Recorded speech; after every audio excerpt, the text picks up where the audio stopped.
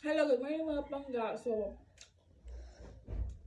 karon mga pangga ato dang ikuan mga pangga. Kaya ito yung mga nakadaog.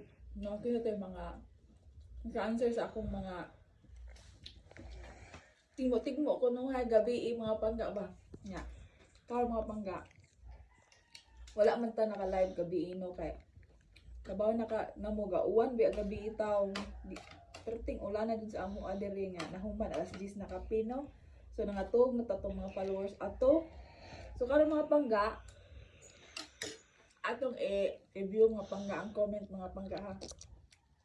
Pero nalingaw jud ko gabi mga pangga as in katawa grabe bahakak na ko sa mga comment nila mga pangga kay pero sagol man ang ilang mga comment mga tubag dito ba. Pero ang makatubag atong mga pangga ang pinaka first nga makatubag na maka-answer ato ato ipang-load. Pwede ra po niya ipa-Gcash. Hindi siya naman sa load. So karon mga pangga, first nga pangutana, wala siya mga pangga ha. Unsa puy rason nganong ang lalaki kay dali mo sabot sa bae? Yeah. So karon mga pangga atong basahon ang mga comment nila mga pangga ha. So first nga pangutana, unsa puy rason nganong ang lalaki kay dali mo sabot sa bae? Tubag. Tubag sila diri mga pangga. Nalingaw po sila mga answer dari mga pangga. Kadali sa ha. So all comments. Ingon si Ate Ria Bayang. Musabot na sila para makaana-ana day agoy. Makadeno. Kuya wag gud ni.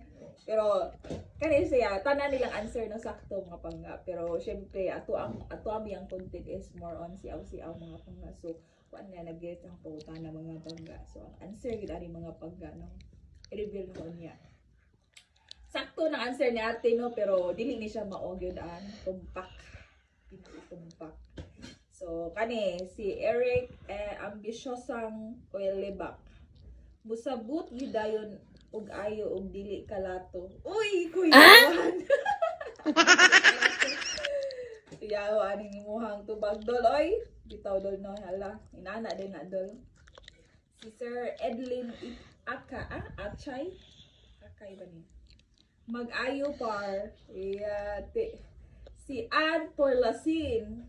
Suko-suko dayon og diha panaana. Agoy di panaana halo. Ano man taon ni halos tanang answer nga di makaana-ana man eh. Dayon. Kani si Caralee pasaporte mosabot na lang sila pirmi kay wala joy tanday mahitabo. Anay. Tanday mahitabo ihat man iha. O na itubag ni Anday Cara. Di ko mo tao alaon mo da. Si Elizabeth Libaton. Usabot ra jud dayon kay hadlok man na sila dili katapad. Agoy, hadlok dili katapad son. Kuyawan dayon. Si Panyares Jeya. Kung buutan ang laki ti. Ang rason ngano ang lalaki dali mo sabot. Wow, buutan kay kag tubag day. Pero di na siya mo kung dakto nga tubag nga ipangita. Arita ni Gian Lasponia. Sabton na lang para dili magdako ang lalis kay baba sa bay dili pa kupil. Yes. Sakto dyan na siya inday Gian. Pero di ka po ni mao ang akong ipangita nga tubag.